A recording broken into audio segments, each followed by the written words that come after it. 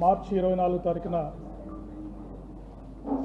శ్రీ ప్రవీణ్ కుమార్ గారు రాజమండ్రి అవుట్స్కట్స్లో మరణించడం జరిగింది.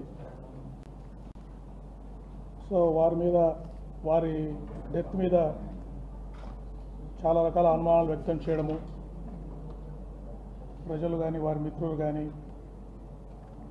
అందువల్ల ఈ కేసుని చాలా ప్రత్యేక దృష్టి కేసుగా పరిగణించి ఒక స్పెషల్ ఇన్వెస్టిగేషన్ టీంని కూడా రాజమండ్రి ఈస్ట్ గోదావరి ఎస్పీ గారి ఆధ్వర్యంలో ఏర్పాటు చేయడం జరిగింది.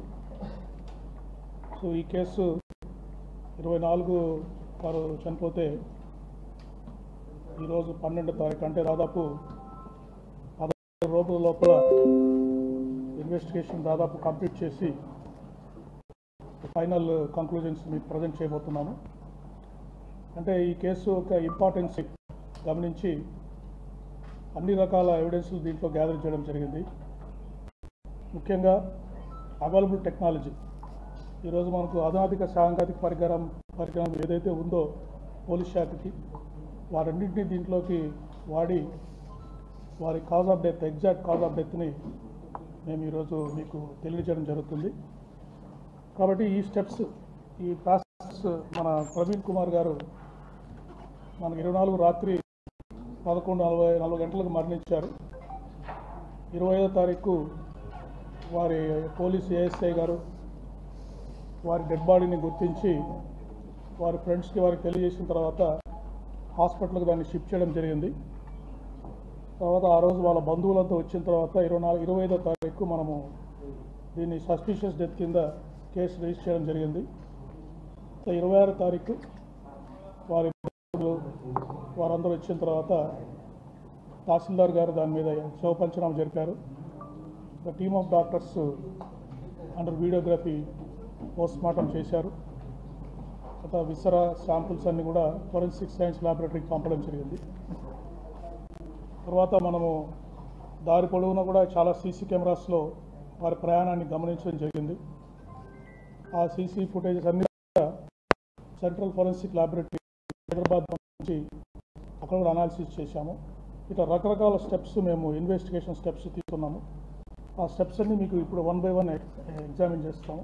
ఒకటి ఎగ్జామినేషన్ ఆఫ్ విట్నెసెస్, అంటే దారి పొడవునా వారి ప్రయాణాన్ని గమనించిన వారిని, లేదా వాళ్ళు ఫోన్లో మాట్లాడిన వారిని, వారు కొంతమందితో ఫోన్లో కూడా మాట్లాడారు ప్రయాణం చేస్తున్నప్పుడు.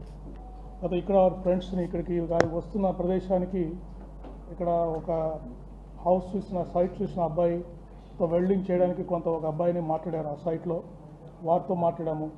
ఇక్కడ వాళ్ళ ఫ్రెండ్స్తో మాట్లాడాము రాజమండ్రి నగరంలో. తర్వాత వాళ్ళ ఫ్యామిలీ మెంబర్స్తో కూడా మాట్లాడడం జరిగింది. ఈ విట్నెస్ అందరినీ ఎగ్జామిన్ చేశాము. తర్వాత సీసీటీవీ ఫుటేజ్ హైదరాబాద్ బయలుదేరినప్పటి నుంచి వారు మరణించే వరకు దారిలో ఉన్న సీసీ కెమెరాస్లో ఫుటేజ్ అంతా వారి ప్రయాణాన్ని తీసుకోవడం జరిగింది.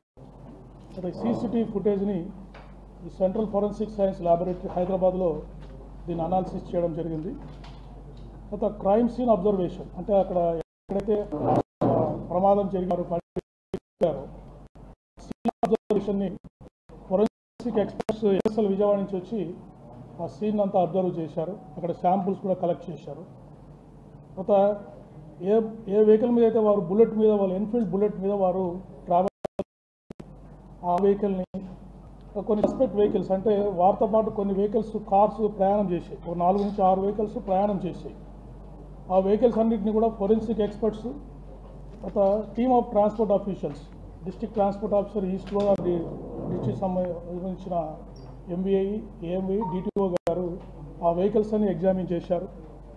టెక్నికల్ డేటా అనాలిసిస్, అంటే వారి సెల్ ఫోన్ ట్రాకింగ్, ఎవరెవరితో మాట్లాడారు అవన్నీ కూడా టెక్నికల్ డేటా అనాలిసిస్లో చేశాము. తర్వాత యూపీఐ పేమెంట్స్, వారి దారిలో వారి సెల్ ఫోన్ ద్వారా కొన్ని పేమెంట్స్ చేశారు, అవి కూడా చూసాము. తర్వాత post mortem examination team of doctors చేశారు. ఈ అనాలిసిస్ ఆఫ్ ఆబ్జెక్ట్స్, బాడీలో ఉండే ఆబ్జెక్ట్స్ అన్నీ ఎఫ్ఎస్ఎల్, ఆర్ఎఫ్ఎస్ఎల్ విజయవాడలో ఎగ్జామిన్ చేశారు. ఒక ఫైనల్ ఒపీనియన్ వచ్చింది, ఇన్వెస్టిగేషన్ ఫైండింగ్స్. ఈ లైన్స్లో మీకు మేము ఎక్స్ప్లెయిన్ చేయడం జరుగుతుంది. నెక్స్ట్ ఎగ్జామినేషన్ ఆఫ్ విట్నెసెస్లో మెయిన్ వారి కుటుంబ సభ్యులను ఎగ్జామిన్ చేశాము. వారెవరు కూడా మాకు ఎటువంటి అనుమానం లేదు, పోలీసు వారే ఇన్వెస్టిగేట్ చేసి వారికి మరణానికి కారణం తెలియజేయండి అని చెప్పడం జరిగింది. తర్వాత వారు ఒక 6 మందితోటి 24 తారీఖు వారు ప్రయాణం చేసినప్పుడు సెల్ ఫోన్లో 6 మందితో మాట్లాడారు. వారి భార్య, కొంతమంది ఫ్రెండ్స్ తోటి మాట్లాడారు. ఎక్కడ కూడా జనరల్ టాకే చేశారు, ఏది కూడా వేరే విషయాలు ఏమీ మాట్లాడలేదు. తర్వాత వారు 1 మంత్ 2 మంత్స్ కాల్స్ తీసుకొని ఫ్రీక్వెంట్గా ఎవరితో మాట్లాడుతున్నారు అని కూడా వాళ్ళతో కూడా విచారించాం. సో వాళ్ళు కూడా జనరల్గానే చెప్పారు, ఈ రిలీజియస్ మ్యాటర్స్, పర్సనల్ మ్యాటర్సే వాళ్ళు మాతో మాట్లాడినట్టు చెప్పారు. తర్వాత ఐ విట్నెసెస్, ఇప్పుడు జర్నీలో వారు హైదరాబాద్ నుంచి బయలుదేరింది రాజమండ్రి వచ్చేంత వరకు కూడా ఒక పెట్రోల్ బంక్లో పెట్రోల్ పోయించుకున్నారు, కొన్ని షాప్స్ విజిట్ చేశారు. తర్వాత కొన్ని చోట్ల వారికి యాక్సిడెంట్ జరిగాయి. అక్కడ అందరు విట్నెస్లు ఎవరైతే ఉన్నారో విట్నెస్ అందరితోటి మాట్లాడడం జరిగింది. తర్వాత కొంతమంది ఇక్కడ రాజమండ్రిలో కానీ చుట్టుపక్కల ప్రాంతాల్లో ఇది మర్డర్ అని, తర్వాత సస్పీషియస్ డెత్ అని సోషల్ మీడియాలో, టీవీలో ఇంటర్వ్యూస్ ఇచ్చారు. వాళ్ళందరికీ నోటీసులు సర్వ్ చేసి వాళ్ళందరినీ ఎగ్జామిన్ చేయడం జరిగింది. బట్ వాళ్ళు ఎవరు కూడా వారు చెప్పిన కారణాలకు ఎటువంటి ఎవిడెన్స్ కూడా ఇవ్వలేకపోయారు. తర్వాత లోకల్ విట్నెసెస్ని ఇక్కడ ఎగ్జామిన్ చేశాము. డ్రైవర్స్ ఎవరైతే ఆ 4-6 వెహికల్స్ వారి మోటార్ సైకిల్తో పాటు ప్రయాణం చేశాయో ఆ డ్రైవర్స్ అందరినీ కూడా మాట్లాడాం. Right, next. సో ఈ ఐ విట్నెసెస్ అంటే ఓరల్ ఎవిడెన్స్ వాటి ఫైండింగ్స్ ఏంటంటే, ఈ శ్రీ ప్రవీణ్ పగడాల గారు వారు is a Christian teacher and motivational speaker. వారు హైదరాబాద్లో మేరేడుమట్ట దగ్గర నివసిస్తారు. ప్రవీణ్ పగడాల గారు మార్నింగ్ 11 o'clockకి బైక్లో రాజమండ్రికి బయలుదేరారు. పర్పస్ ఏంటంటే, రాజమండ్రి దగ్గర నామవరం అనే గ్రామం దగ్గర ఒక బైబిల్ కాలేజీ వారు కన్స్ట్రక్షన్ చేస్తున్నారు. ఈ వర్షాన్ని మనకు భయ ఆకాశాన్ని లోకల్గా ఎవరైతే ఆ స్థలాన్ని ఎంపిక చేయడానికి హెల్ప్ చేశారో, రిజిస్ట్రేషన్కి హెల్ప్ చేశారో వారు, అడపాక జాన్ అని చెప్పేసి ఒక వెల్డర్, ఆ రోజు వారు వచ్చి అక్కడ వెల్డింగ్ పనులు అక్కడ కొన్ని స్టార్ట్ చేద్దామని వాళ్ళు ప్లాన్ చేశారు ప్రవీణ్ గారు. సో వాళ్ళిద్దరు కూడా వర్షాన్ని మాకు సపోర్ట్ చేశారు. తర్వాత ఎందుకు బైక్లో వచ్చారు అంటే, బైక్లో ఇక్కడికి వచ్చి రాజమండ్రి ఫ్యూచర్లో వారు ఇక్కడే ఉండి ఈ బైబిల్ కాలేజ్ కన్స్ట్రక్షన్తో చేయాలనే ప్లాన్లో ఉన్నారు. కాబట్టి వారు ఫ్రీక్వెంట్గా ఇక్కడికి వచ్చినప్పుడు వారికి వెహికల్ అవసరం అవుతుంది. అందుకని ఈ బైక్ని ఇక్కడే పెట్టి మళ్ళీ తిరిగి వెళ్ళి ఎప్పుడు రాజమండ్రికి వచ్చినా కూడా ఈ బైక్లో ట్రావెల్ చేస్తూ లోకల్గా పనులు చూసుకోవాలనేది వారి మెయిన్ ఉద్దేశంగా మనకు తెలిసింది. తర్వాత రాజమండ్రికి వారు వస్తున్నారనే విషయము వారి కుటుంబ సభ్యులకి, ఈ ఆకాష్కి, జాన్కి తప్ప ఇంకెవరికి తెలియదు. లోకల్గా వారు ఎవరికి కూడా ఇన్ఫార్మ్ చేయలేదు ఆ రోజు. తర్వాత ఎవరైతే సోషల్ మీడియాలో పోస్టులు పెట్టారో, టీవీలో ఇంటర్వ్యూలు ఇచ్చారో, మాకు అనుమానం ఉంది అది ఇది అని చెప్పేసి ఎవరు కూడా ఎటువంటి ఎవిడెన్స్, దాదాపు 10 రోజులు వాళ్ళకి టైం ఇచ్చాము ఈ ల్యాబ్స్ వచ్చే లోపల, ఎవరు కూడా ఎటువంటి ఎవిడెన్స్ కూడా మాకు ఇవ్వలేకపోయారు వారు చేసిన అలిగేషన్స్. తర్వాత వారు దారిలో వస్తున్నప్పుడు వైన్ షాప్స్ కూడా వెళ్ళారు హైదరాబాద్లో, తర్వాత కోదాడ దగ్గర, తర్వాత ఏలూరు దగ్గర. అక్కడ కూడా వైన్ షాప్ ఎంప్లాయీస్ కూడా మేము ఎగ్జామిన్ చేశాము. అక్కడ యూపీఐ పేమెంట్స్ చేశారు వారు. ఆ పేమెంట్ చేసిన ట్రాన్సాక్షన్స్ కూడా మేము కన్ఫర్మ్ చేసుకున్నాం. అక్కడ విట్నెస్తో కూడా మాట్లాడాము. దారిలో వారు 3 సార్లు వారికి యాక్సిడెంట్ అయింది రాజమండ్రి వచ్చే లోపల. ఒకటి వెంకటసాయి ఫుడ్ ప్లాజా చీలకల్లు దగ్గర ఒకసారి మోటార్ సైకిల్ నుంచి పడిపోయారు. అక్కడ ఒక లారీ వెనక వెళ్తూ వారు పడిపోయారు. అక్కడ నారోగా యాక్సిడెంట్, మేజర్ యాక్సిడెంట్స్ మిస్ అయ్యారు. ఒక ఆర్టీసీ బస్సు వారిని గుద్దబోయి పక్కకి వెళ్ళిపోయింది. అక్కడ ఎవరైతే స్టాఫ్ ఆఫ్ ఫుడ్ ప్లాజా ఉన్నారో వాళ్ళంతా వచ్చి వారిని హెల్ప్ చేసి మోటార్ సైకిల్ నిలబెట్టి పంపించారు. వాళ్ళందరూ కూడా ఈ ఇన్సిడెంట్ని కన్ఫర్మ్ చేశారు. కీసరా టోల్ ప్లాజా దగ్గర కూడా వారు చాలా వేగంగా వస్తూ అక్కడ ఒక బంకుని గుద్ది పడిపోయారు.